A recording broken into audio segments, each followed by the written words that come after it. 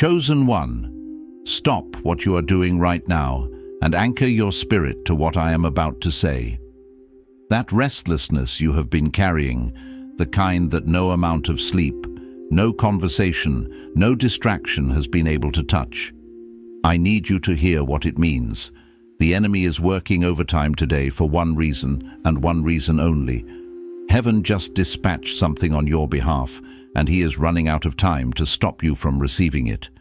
It all shifts in the next 17 minutes. The confusion, the silence, the feeling that your prayers have been hitting the ceiling and falling back down. But understand this clearly. It is not shifting because of coincidence. It is shifting because of what you have done in secret, in the dark, in the moments when no one was watching and you still chose to hold on. Think back to that moment earlier this week when you almost made a decision out of desperation. You were at the edge of giving up on something God told you to protect, and instead of moving, you went quiet. You went still. You waited. You didn't know it in that moment, but that stillness was not weakness. That was you cooperating with a divine instruction. That was you holding the door open long enough for heaven to walk through it. You did not ruin the plan. You completed a step you did not even know was in the blueprint.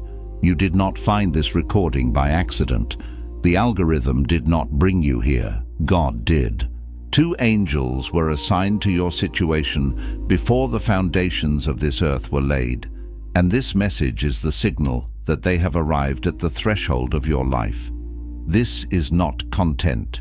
This is a divine briefing. Stay until the final second of this message, because in the next few minutes I am going to hand you the legal decree that confirms the angelic assignment over your life right now. I am going to show you the exact moment this week where you unknowingly activated the rescue God sent. And at the end, I am going to give you the declaration you must speak within the next 17 minutes to seal the covenant and close the door on everything that has been assigned to delay you. Do not click away. Your future self is on the other side of this message, and if you leave before the verdict is read, you may accidentally walk back into an open door that God just sent 2 angels to shut. I know what the atmosphere has felt like over the last 72 hours. It has not just been heavy, it has been pressing, like something invisible is sitting on your chest and you cannot explain it to anyone, because from the outside, nothing looks wrong. But on the inside, you are exhausted in a way that goes all the way down to the bones.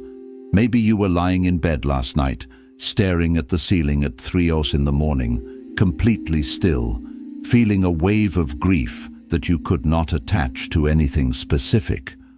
Or maybe you were sitting somewhere quiet this week, and for no clear reason, your eyes filled with tears, and you did not even know exactly what you were crying about, only that something deep inside you was crying out.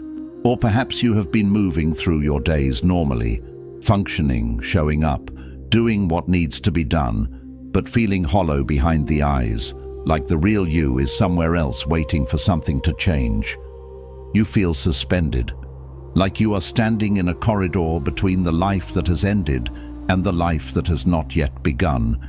And in that corridor, the enemy has been whispering a very specific lie. Listen to your thoughts right now. He is telling you that the reason this transition has taken so long is because God changed his mind about you. He is replaying a moment from this season, maybe that moment when you raised your voice at someone you love, or that decision you made out of fear instead of faith, or that time you pulled back from God when you should have pressed in. And he is using that moment as evidence. He is telling you that because of what you did, the angels that were coming for you got redirected. He is telling you that the rescue was cancelled. But I need you to hear what the scripture actually says about this moment. Daniel 10:12 says, "Do not be afraid, Daniel. Since the first day that you set your mind to gain understanding and to humble yourself before your God, your words were heard, and I have come in response to them." Listen to that. Since the first day, not since the day you got it right, not since the day you stopped making mistakes, Since the first day you set your mind and humbled yourself, heaven responded. The angel in that passage had been fighting through resistance for 21 days, but the answer was dispatched on day 1. The enemy wants you to believe the delay was caused by your failure, but the delay was caused by warfare. And the warfare is ending because reinforcements arrived. You are not in a cycle, you are in a conclusion. The heaviness sitting on your chest is not the weight of punishment. It is the weight of arrival. It is what it feels like when something supernatural enters the atmosphere of your life, and the natural world has not yet caught up to what the spiritual world already knows. You think that moment when you went quiet instead of reacting was you giving up. You think your stillness was defeat. Let me reframe your reality. That was not surrender. That was a signal. The moment you went still, you gave heaven permission to move on your behalf. You stepped out of the way of your own rescue. The 2 angels God dispatched are not coming. They are already here. And the next 17 minutes are not about earning what they carry. They are about receiving it. Some messages confirm what your spirit already knew. If something just shifted inside you, that is not emotion. That is activation. And what comes next matters more than what came before. The inner sanctum exists for exactly this moment in your journey. 365 days of divine transmissions delivered to you every single morning, a prophetic word, a decree of authority, a scripture weapon, and a prayer assignment written as if God is speaking directly to your situation. It also comes with the silent war, a spiritual attack diagnostic that reveals exactly where the enemy has been hitting you and gives you the counter prayer for each assault. Plus the midnight watch, 30 prayers designed for the 3 a.m. hour that most chosen ones are already waking up to but do not know how to use. The link is in the first pinned comment, but it will not stay there forever. And now that you are fully present in this moment, with your spirit aligned and your heart receptive, I want to go somewhere truly profound with you. Somewhere far beneath the agitated surface of what you have been experiencing, deeper than the ripple effects that have touched your daily life. Because what I just told you about the angels, about the powerful assignment they carry, about the divine significance of the 17 minutes, that is only the genesis of what truly needs to be unveiled. There is a foundational layer, a deeper stratum of spiritual truth hidden beneath all of that, which, once you truly grasp it, once you permit its light to penetrate your understanding, will radically transform the way you interpret every single challenge, every waiting period, every perceived setback, and every victory that has unfolded in this pivotal season of your life. It is like discovering the ancient bedrock beneath shifting sands. Suddenly, everything makes sense in a new and empowering way.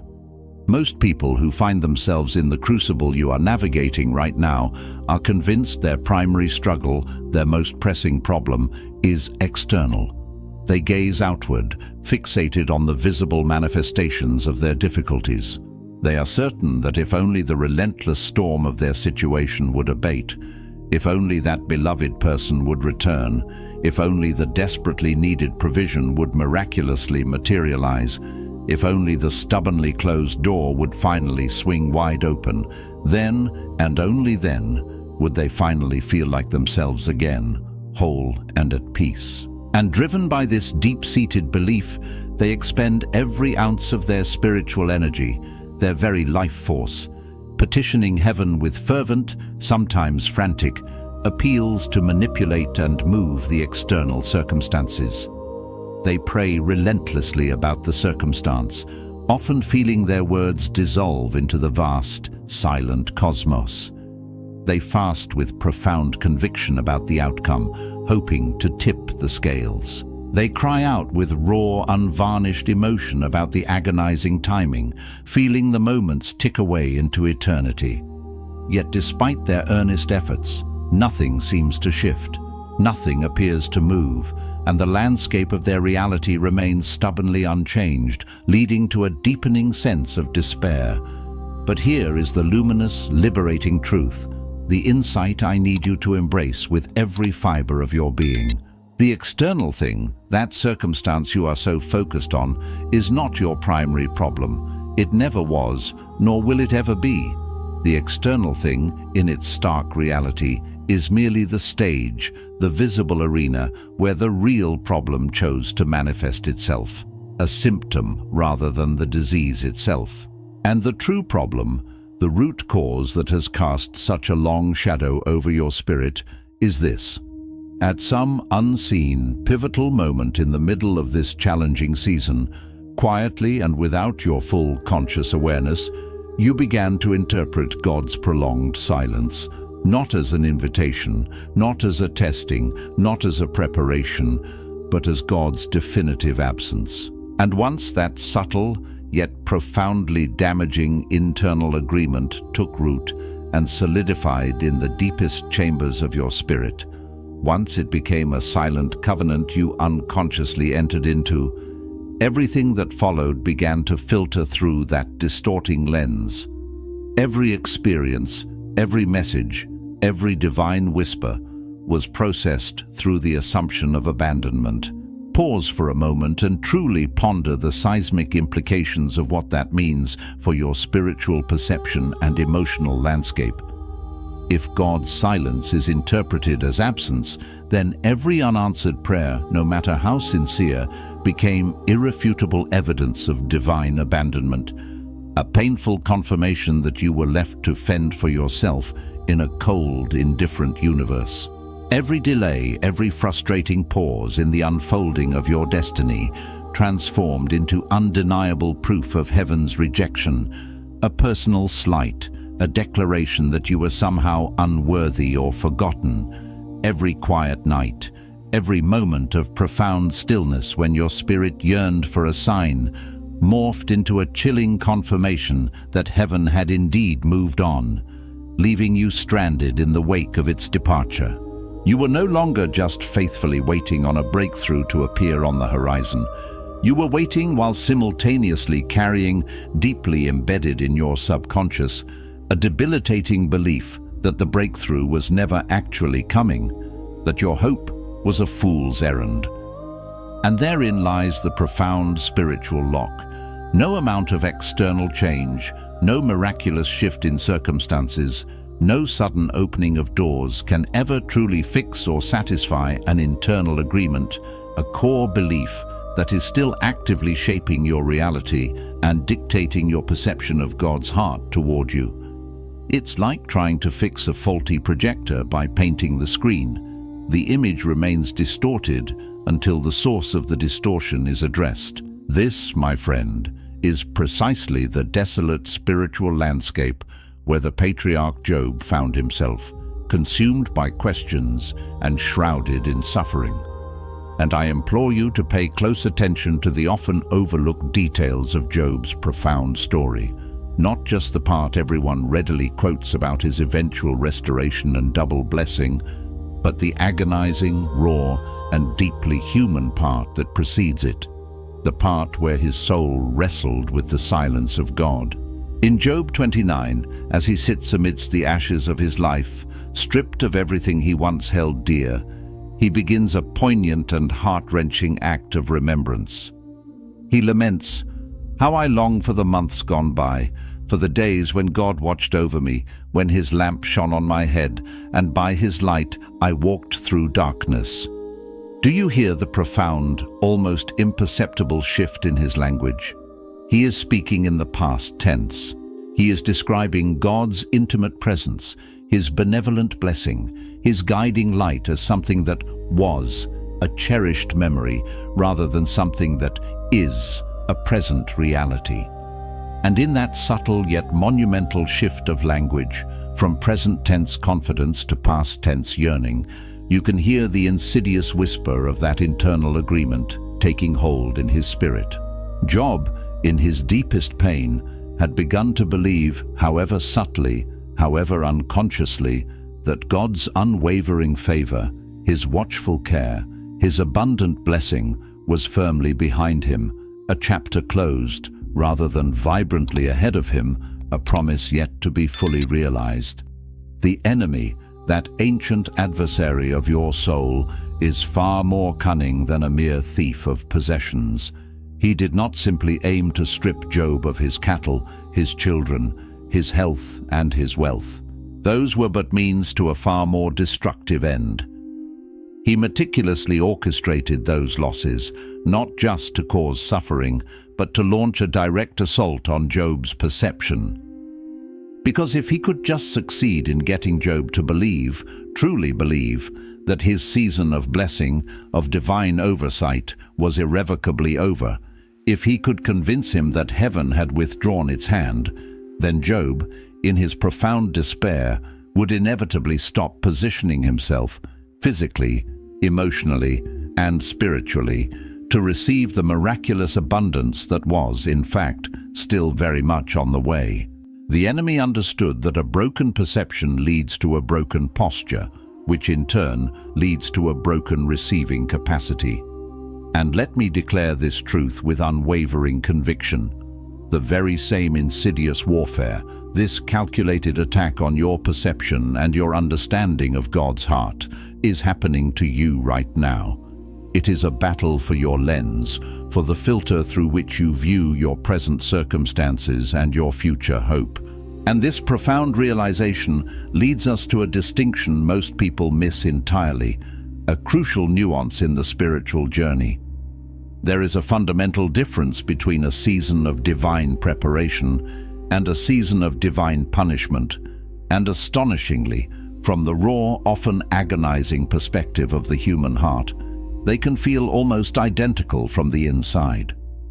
Both involve periods of profound silence from heaven, a quietness that can feel deafening. Both involve extended seasons of waiting, often stretching patience to its absolute limit, where the moments feel like years. Both involve situations where things simply do not move, do not shift, do not unfold in the way your logical mind or even your fervent prayers expected or desired. But here is the critical differentiator, the dividing line that illuminates all. 1. The season of punishment would imply God is actively withholding from you due to anger or judgment, a divine sanction. The other, the season of preparation, is God actively and painstakingly building something magnificent. In you, a foundational work, a new capacity, a deeper character, a spiritual resilience that by its very nature cannot be rushed, cannot be circumvented, and cannot be hurried along by human impatience. And the enemy's entire cunning strategy in this wilderness season of yours has been singularly focused on this deception, to convince you with every whisper of doubt and every pang of loneliness that you are trapped in a season of divine punishment, when in the glorious, often painful truth, you are deeply immersed in a season of profound preparation. Because if he can successfully sell you that corrosive lie, if he can implant that seed of false condemnation in your heart, you will inevitably spend your entire precious preparation season frantically trying to repent your way out of a sovereign refining process rather than humbly and powerfully trusting your way through it, allowing God to do his deep, transformative work within you. You will be striving against grace instead of flowing with it. Let this truth liberate your spirit. You were not sent to this wilderness, this season of stripped-down reality, because God was angry with you, shaking his head in disappointment or punishing past transgressions. No, quite the contrary. You were sent to the wilderness, deliberately ushered into this barren yet fertile landscape, because there are specific, indispensable things, profound spiritual insights, character-forging qualities, and divine capacities that you can only truly receive, only deeply learn, and only fully embody within the confines and the unique conditions of the wilderness. Consider the powerful archetype of Moses. He did not lead a captive nation out of 4 centuries of Egyptian bondage from the opulent, comfortable palace where he was raised. That was not the environment for the formation of a deliverer. He led them out from the stark, unforgiving, yet deeply transformative desert.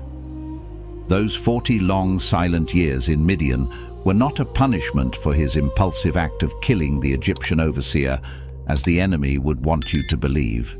They were the only divinely ordained environment where God could meticulously and lovingly strip away everything Moses thought he was: his princely arrogance, his reliance on worldly power, his self-sufficiency, his perceived eloquence, so that what God had actually made him to be, the humble, powerful, and utterly dependent leader, the man who spoke face to face with God, could finally come to the surface, unhindered and fully potent.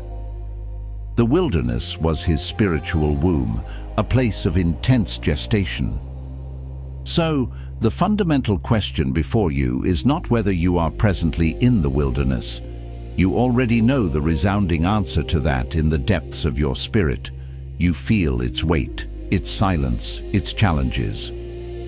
The truly transformative question, the one that holds the key to your breakthrough, is this: what are you consciously and unconsciously doing? What spiritual postures are you adopting? What lessons are you embracing while you are there? Are you resisting, complaining, or are you allowing the wilderness to do its deep, sacred work within you? But here is where the excavation goes even deeper, penetrating layers of your subconscious. And this is the part of the message that will either profoundly liberate you from old patterns or perhaps sharply confront cherished yet unhelpful coping mechanisms. And I pray with every fiber of my being that it does both, for true freedom often begins with honest confrontation. While you have been journeying through this wilderness season, navigating its silences and its challenges, a particular habit has been subtly forming within you. It's a quiet habit, almost imperceptible, a subtle spiritual drift that you may not have even consciously noticed because it did not originate as sin, as an intentional rebellion against God. No, it began far more innocently, far more understandably, as a vital mechanism of coping with overwhelming discomfort and pain. When the silence from heaven grew too profound, too loud, too unsettling, when the ache of the unanswered questions became too raw to bear, you instinctively sought to fill that void. You filled it, perhaps, with the ceaseless din of external noise, with the endless hypnotic scroll of digital feeds, with the flurry of superficial conversations, with the relentless demands of busyness, with anything, absolutely anything, that would serve as a spiritual anesthetic, keeping you from having to sit in the vulnerable, painful, yet ultimately fertile ache of the unanswered, the uncomfortable stillness where God often speaks loudest. And at first, this felt like a justifiable act of self-preservation, a necessary means of navigating overwhelming spiritual and emotional pressure. But what it has slowly, insidiously, yet inevitably become is spiritual avoidance. It has morphed into a habit of unconsciously evading the very place, the quiet, the stillness, the raw ache of your yearning, where God has been trying, with immense love and intentionality, to meet you most intimately, to speak most clearly, to heal most profoundly. And here is a fundamental spiritual law. God cannot fully fill what you stubbornly refuse to hold open to Him. He respects your free will, even in your coping mechanisms. The prophet Elijah, that mighty man of God, ran this very same dangerous pattern, even after experiencing one of the most spectacular displays of divine power in biblical history. Following his triumphant victory on Mount Carmel, where he famously called fire down from heaven in a dramatic showdown with the prophets of Baal, the very moment a direct threat to his life emerged, he collapsed under a lonely juniper tree in the wilderness and, in a moment of profound spiritual exhaustion, asked God to take his life. Think of the staggering contrast. He had just commanded celestial fire, a testament to unparalleled faith and power, and mere days later, he was in a desolate wilderness, praying for death. That, my friend, is not spiritual inconsistency or a failure of faith in the conventional sense. That is precisely what raw, untended spiritual exhaustion truly looks like. It looks like a person who was heroically functioning at a supernatural, outwardly powerful level, yet harbored a deep, unacknowledged, empty interior, a spiritual well they never stopped long enough to tend, to refill, to nourish. Their reserves were depleted, and the external pressure exposed the internal void. And what was God's profound, gentle, and utterly counterintuitive response to Elijah's despair? He did not rebuke him with a harsh word. He did not lecture him about his perceived lack of faith or question his spiritual fortitude. He did not issue a command to simply get up and try harder. No. In an astonishing display of divine compassion and understanding, he let him sleep. He understood the depth of the fatigue. He fed him, not once but twice, providing physical nourishment for his exhausted body, understanding that the spirit often struggles when the body is weak. And only after Elijah was physically restored, after his body and mind had some measure of rest, did God then speak a truth that resonated deeply: the journey is too great for you. That, my beloved, is God, the all-knowing, all-loving Father, acknowledging about you what you have been stubbornly refusing to acknowledge about yourself. The journey, this particular season, with all its burdens and battles, has indeed been too great. But hear this truth: it is not because you are inherently too small, too weak, or too incapable. It is because you have been carrying the immense weight of it all, as though you were supposed to carry it entirely alone, shouldering burdens that were never meant for a single human spirit, no matter how strong, to bear without divine partnership. You have been striving in isolation when God intended for you to labor in profound communion. Coming up, I am going to intricately reveal the specific, crucial shift that absolutely must happen within your spirit, within your approach, before you are truly able to receive, hold, and steward the magnificent blessings and assignments that the angels are currently carrying on your behalf, positioned at the threshold of your reality. Because there exists a very precise, divinely ordained receiving posture, a spiritual alignment, and tragically, most chosen ones, even those with the most fervent hearts, never quite fully get into it, remaining just out of sync with heaven's flow. So, stay with me, for this revelation will unlock capacities you didn't even know you possessed. But before we embark on that final critical insight, I need you to sit, truly sit, with something profoundly important for just a sacred moment. You have been praying, perhaps with every fiber of your being, for a breakthrough, and I absolutely believe you. I have no doubt that the prayer has been utterly sincere, a desperate cry from the depths of your soul. But now, I want to ask you a searching question, a query designed to penetrate to the very core of your spiritual motivation, and I want you to answer it deeply in your spirit, with raw honesty, not merely in the logical confines of your head. Have you truly been praying for a genuine, transformative breakthrough? Or have you, perhaps without realizing it, simply been praying for profound relief? Because, my dear one, those are not the same request. They may sound similar on the surface, but their spiritual trajectories and underlying intentions are vastly different. Relief, in its essence, says, make this agonizing pain stop, remove this burden, end this suffering immediately. It seeks an immediate cessation, an escape from discomfort. Breakthrough, by its very definition, says, take me through this process, lead me beyond this current limitation, guide me to the other side of this challenge, transformed and made new. Relief is singularly focused on the abrupt end of pain, the eradication of discomfort, the quick cessation of struggle. Breakthrough, however, is fundamentally about the powerful, often uncomfortable beginning of a profound spiritual transformation, a metamorphosis that reshapes you from the inside out. And if your heartfelt prayer has, perhaps subtly and quietly, shifted from a deep yearning for breakthrough to a desperate plea for mere relief, then you have, unknowingly, been asking God to abruptly shorten or even bypass the very process at the exact moment the process is deepest in its divinely appointed work, when it is doing its most essential, character-building, destiny-shaping labor.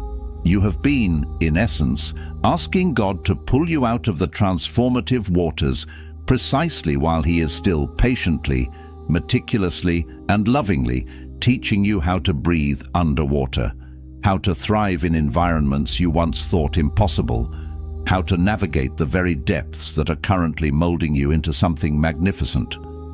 Let me be unequivocally clear. This is not a word of condemnation. There is no judgment in this divine recalibration. This is an invitation to profound clarity, a spiritual recalibration designed to bring your heart's true desire into alignment with heaven's transformative will. Because once you courageously name the real prayer in your heart, once you articulate with spiritual precision what you are truly seeking, be it relief or breakthrough, you can then begin to pray with authentic, unshakable authority, with a laser focus that cuts through the noise and aligns with God's deepest purpose for you. And here is precisely where that potent, unassailable authority begins to enter your prayer life.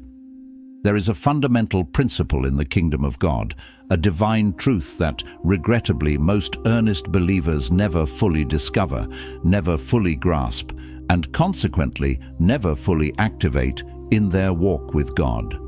And it is this profound truth: intercession is most powerful, most effective, and most potent when it is informed. Consider the magnificent example of the prophet Daniel. When the angel came to him, bringing an answer to his fervent prayers, that celestial messenger did not just bring soothing comfort to Daniel's weary spirit. He brought profound, actionable intelligence.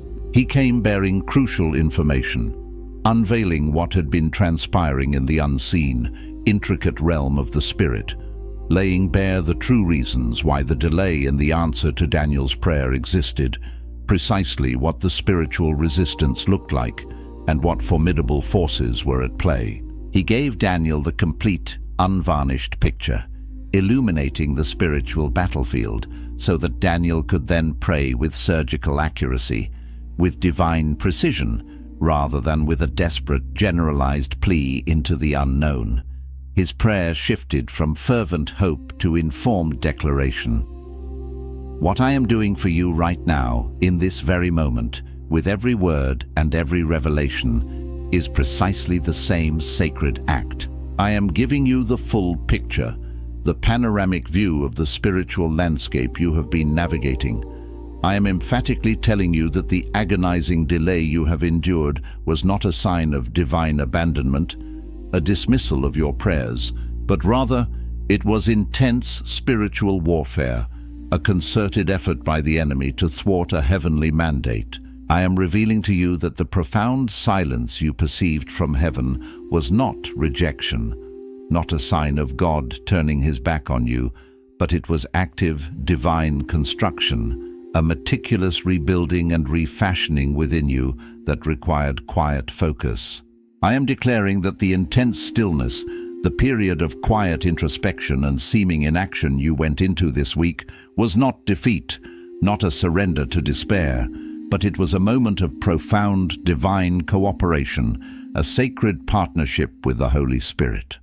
And now that you possess this full illuminated picture, now that you have this strategic intelligence directly from heaven, your prayer is no longer a blind, desperate cry into the oppressive dark. It is transformed into a potent legal declaration, a spiritual writ of mandamus issued directly into the spiritual realm, backed by the irrefutable intelligence and authority of heaven itself.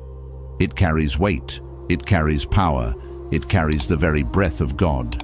And this brings us, with perfect spiritual timing, to the crucial receiving posture I mentioned earlier, because this is the pivotal understanding, the foundational shift that will irrevocably change everything about how you interact with divine blessings and prophetic promises.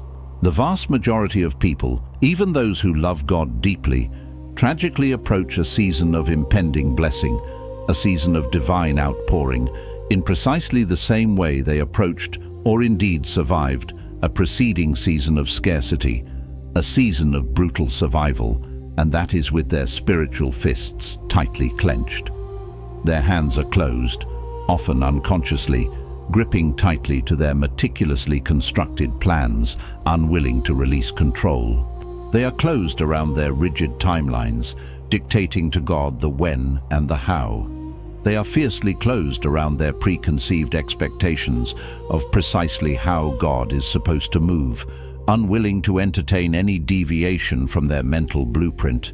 And here is the undeniable spiritual truth, an immutable law of the kingdom. You absolutely cannot receive something profoundly new, something fresh, something divinely orchestrated when your hands, your spirit and your heart are still tightly gripping, still desperately clinging to something old, something familiar, something that has already served its purpose, or perhaps never truly served you at all. It is like trying to pour fresh water into a cup already full of stale water without first emptying it. The authentic, divinely aligned receiving posture, the one that unlocks heaven's floodgates, is characterized by open hands and a completely surrendered will. It is a posture of profound trust, of humble expectation, of absolute release. It is the posture that declares, not just with words, but with the very orientation of your soul, Lord, I do not just want the blessing itself, the tangible manifestation, the external gift. More than that, I profoundly want the God behind the blessing, the giver more than the gift, the source more than the manifestation. It is the posture that states, I do not just want the door to miraculously open so I can escape my current discomfort. More importantly, I want to be utterly ready, completely transformed and prepared, to walk through that open door as the highest, truest version of me, the version that truly belongs on the other side, equipped to steward and expand what awaits me. This posture signifies not just a desire for change, but a readiness for profound internal evolution. To illustrate this profound truth, consider the exquisite story of Ruth, a Moabite woman who found herself in a foreign land, a widow stripped of her past. She did not position herself for her eventual breakthrough, her divine connection to Boaz, her kinsman redeemer, by loudly declaring her inherent worthiness or demanding what she felt she deserved. No, quite the opposite. She positioned herself through quiet, unwavering faithfulness in a small, unassuming field, diligently gleaning behind the harvesters, collecting the leftovers, embracing the humble, often laborious, work. She stayed incredibly close to the simple, practical instruction she had been given by Naomi, her wise mother-in-law, without questioning or wavering. And Boaz, her powerful kinsman redeemer, saw her not because she was performing for an audience, not because she was clamoring for attention, but because she was genuinely present, authentically abiding in the precise place she was supposed to be, doing the very work she was meant to be doing, with a spirit of humility and dedication. Her incredible breakthrough, her divine elevation from poverty to prosperity, from barrenness to progeny, did not manifest from frantic striving, from pushing, from self-promotion, or from manipulation. It emerged, rather, from profound, patient, and consistent abiding. And I pose this reflective question to your spirit. You, my friend, have been striving for so long, battling so fiercely, pushing so relentlessly, that you may have inadvertently forgotten the profound spiritual art of how to truly abide. You may have lost touch with the quiet power of simply being in His presence, of resting in His faithfulness. And let me assure you, it is this sacred art of abiding, this deep, settled dwelling in God's presence and His process, that is the very spiritual mechanism which activates the receiving, which prepares the soil of your soul to embrace the seeds of breakthrough. But here is where I want to challenge you, to gently yet firmly bring a light into a hidden corner of your spirit. And I say this not with judgment, but with the full weight of divine love behind every single word. Coming up is the insight that for many will likely feel the most confrontational, the most uncomfortable, precisely because it addresses a deeply ingrained, often unconscious pattern. But let me assure you, with absolute conviction, that the ones who have the courage, the spiritual fortitude, to stay for this part, to lean into this truth, are unequivocally the ones who will truly break free, stepping into a liberty they have long yearned for. So, do not move. Hold steady. There remains something within you, a subtle yet significant part of your being that has not yet fully surrendered to the divine timing and wisdom of God. It is not your faith. Your faith, though tested, has admirably stayed intact, a flickering but persistent flame. It is not your prayer life. Your prayers, though perhaps at times weary, have continued to ascend to heaven. No, what has not yet fully, completely, and absolutely surrendered is your deeply ingrained timeline. You still harbor a secret agreement, a silent covenant you've made with yourself about precisely how long you are willing to wait, how much more you are willing to endure before you take matters into your own hands. There is a specific date, perhaps not a calendar date explicitly marked, but a profound internal feeling, a definite threshold, an emotional limit, a point beyond which you have quietly, subconsciously decided that if nothing has outwardly changed, if the breakthrough has not manifested according to your internal clock, then you are going to take matters into your own capable, yet ultimately limited hands. You are going to settle for less than God's best. You are going to give up on the higher promise.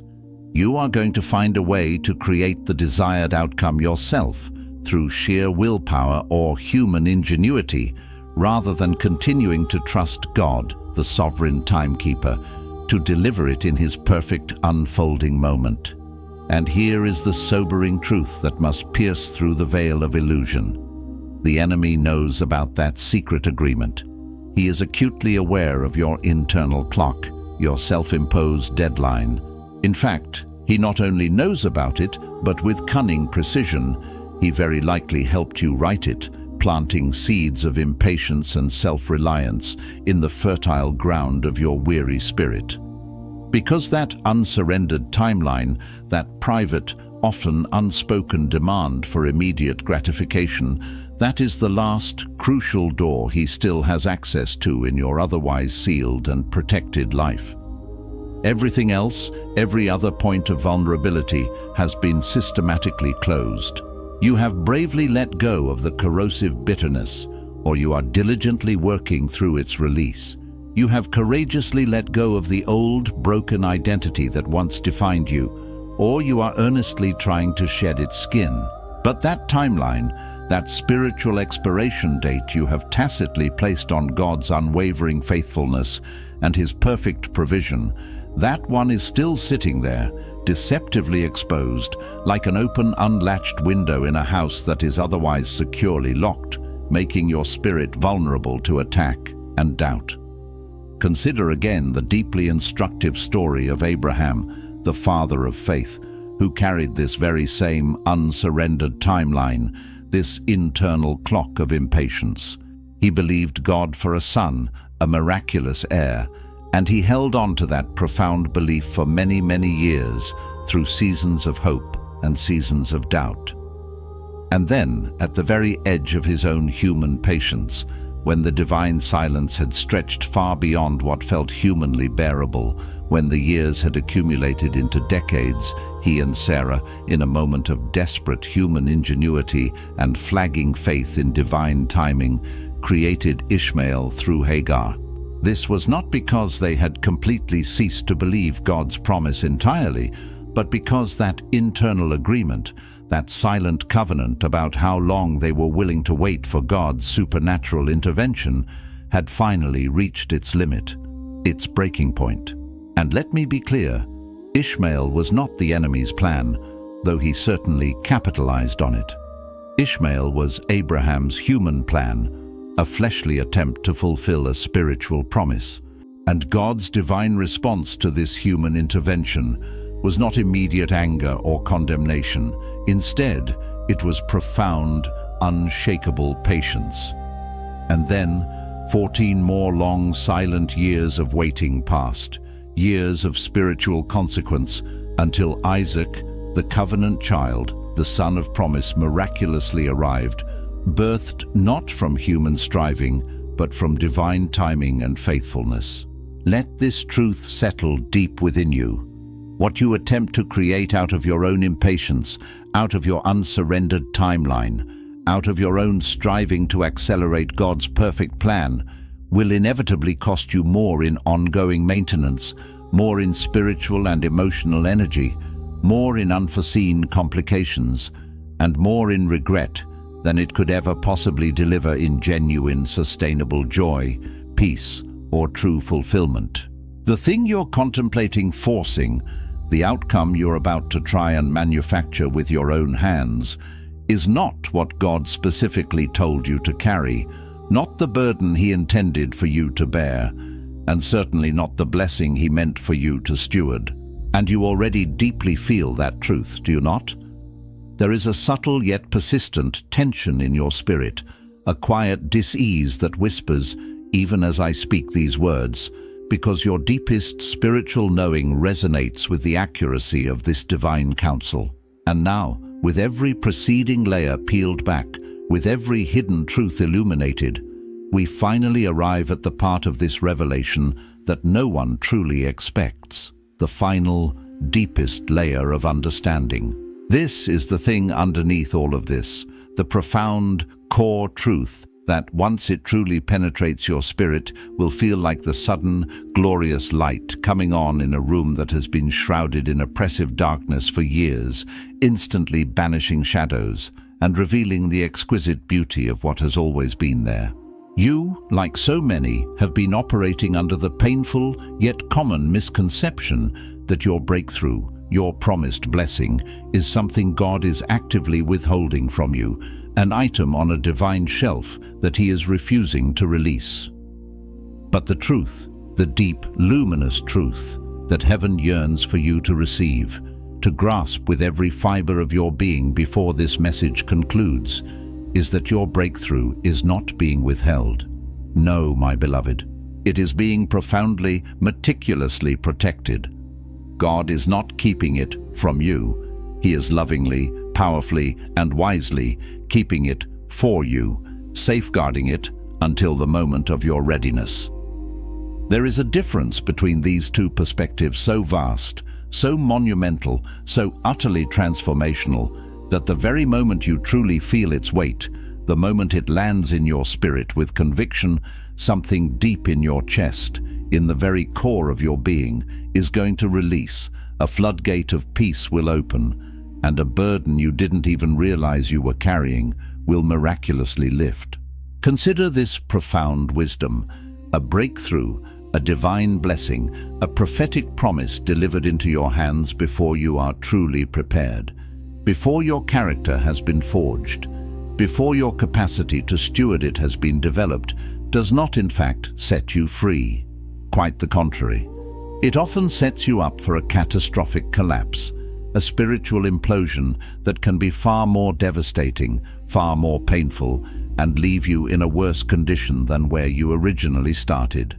And God, in His infinite, boundless, and perfect love for you, loves you far too deeply, too profoundly, and too intimately to hand you something precious, something powerful, something eternal, that you are not yet fully able to carry, to steward with wisdom, or to sustain with grace. So, the waiting you have experienced, the seasons of apparent delay, have not been acts of divine cruelty, nor have they been born of indifference. They have been, in truth, the kindest, most loving, most strategic thing He could possibly have done for you. He has been patiently, meticulously, and lovingly building the version of you, the strengthened, deepened, matured, and resilient version that will not only joyously receive the breakthrough when it arrives, but will also have the character to carry it with humility, the wisdom to protect it fiercely, the capacity to multiply it for His glory, and the foresight to pass it on as a legacy to future generations. This, my friend, is not the action of a God who changed His mind about you, a fickle deity who wavered in His commitment. That is the undeniable, tangible evidence of a God who profoundly refused to shortchange you, a heavenly Father who held out for His very best, knowing your ultimate potential and His deepest desire for your enduring flourishing. And here is the final, unexpected truth, the crowning jewel of this revelation. The thing you have been so desperately focused on, the external manifestation you thought was the breakthrough, is not actually the breakthrough at all. No, the breakthrough is already happening. It has been happening quietly and powerfully in the sacred, unseen depths of your spirit.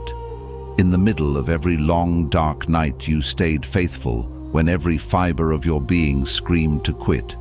In every agonizing moment, you consciously chose stillness and surrender over impulsive reaction.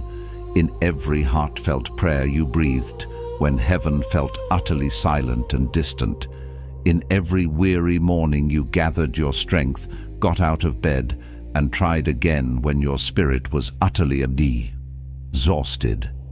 The very version of you sitting here right now, listening to these words, is not the same version who bravely started this challenging season. You have already been profoundly transformed.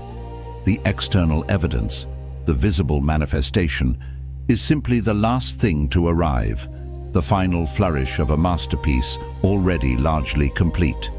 And let me declare this with absolute certainty. It is arriving. The angels are here. The assignment is active. The covenant is intact and unbreakable. What you need to do with immediate spiritual intentionality right now in this powerful moment of revelation is close the door behind you. Close the door on old narratives, on past disappointments, on the lie of abandonment. Now, place your hand physically over your heart, grounding yourself in this truth, and speak this declaration out loud, not merely in the confines of your mind, but with your living, breathing voice, because your words, when infused with faith and truth, are potent legal instruments in the spiritual realm, carrying weight and initiating change. I release my timeline.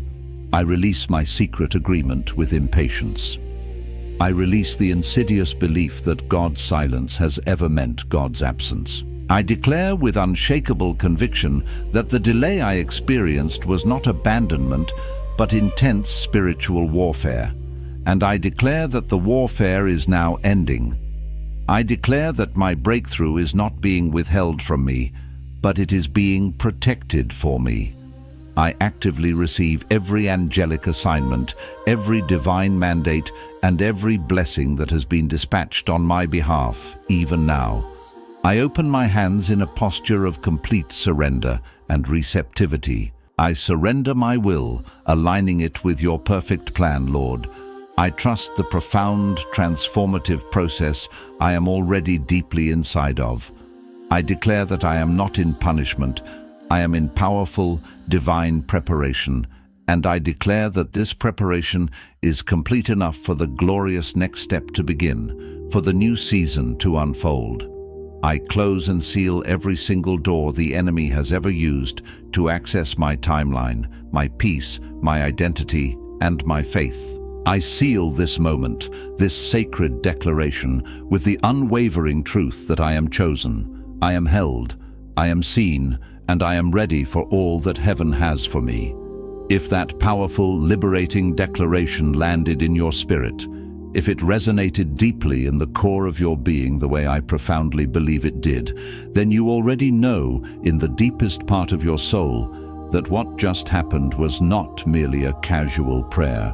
That was a sacred sealing, a spiritual covenant, an irrevocable agreement between you and heaven.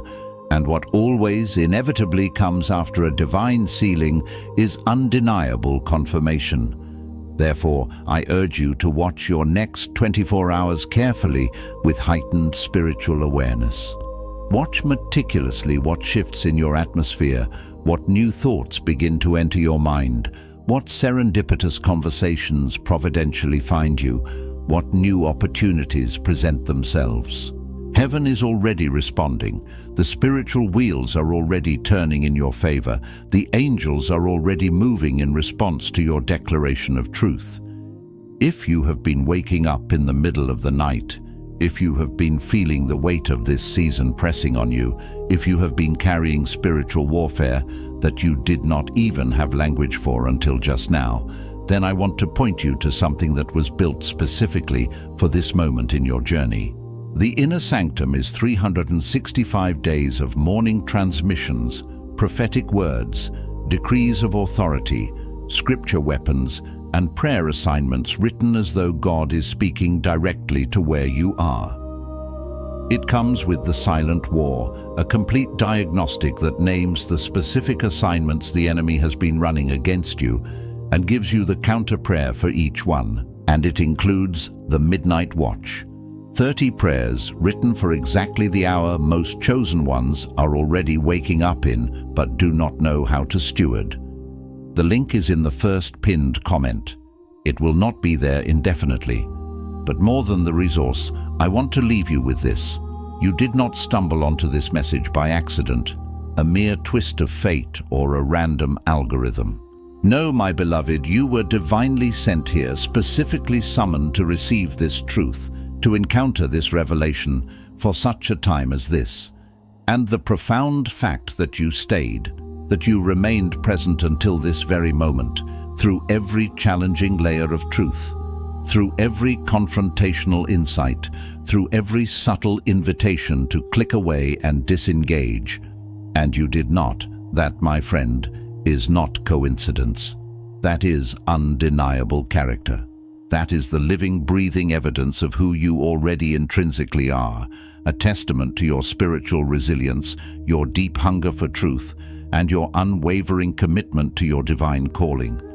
So let this final, powerful truth ignite your spirit. The angels are not merely coming, they are here. They have been here, dispatched and positioned, active in your atmosphere, and they are waiting with eager anticipation on you to truly believe it, to step into this truth, and to walk in the fullness of your divine inheritance.